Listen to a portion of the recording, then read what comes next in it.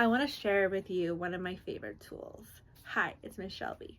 So, one of my favorite tools for myself, I got when I was quite ill and I was seeing a therapist, and he was kind of telling me that I needed to make boundaries and make some choices in my life. And so he kind of explained that, now I'm not a history buff, so I'm sorry if I got this wrong, but this is kind of the concept that, you have your boundaries, your heart, your brain, your boundaries in there, and your inner castle is like the people that will be keep you safe and you just feel really loved. And maybe I like to have my like inner self, my inner child, and I have like dragons and like a wolf and a fox, and it's a super like magical kind of space. And then it kind of like expands. And so the purpose of it is that to kind of think about how the people in your main castle are like those people, and then as you go the boundaries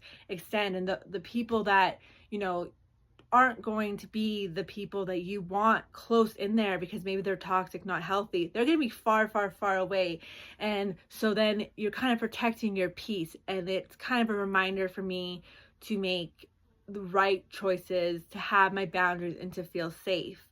And so 3 years ago, I really started on this castle of who could be in my castle, because I had to make choices, and I went no contact with my entire family, and it was really hard. And I was like, just not sure, and I knew that it was going to be a hard journey, but I had kept my castle really tiny in these 3 years, and have like really worked on having that like inner self and being my inner parent, and then having those boundaries, because in the end of the day, I needed to be safe. And so this is what works for me. But I love my castle. When I'm anxious, I like to go into kind of my brain and visualize my castle and breathe deep. And I find my castle is a really important place to be. And I also have in my castle a cliff.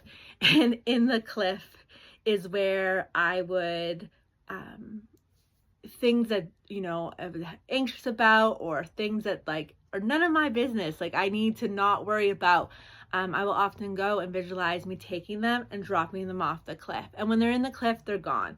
Now, if there's something in my cliff that I'm not sure I'm ready to give away yet, then it would go on my shelf, a little shelf in my castle. And those things can get put down, and maybe you can talk about, if you want them, or if they're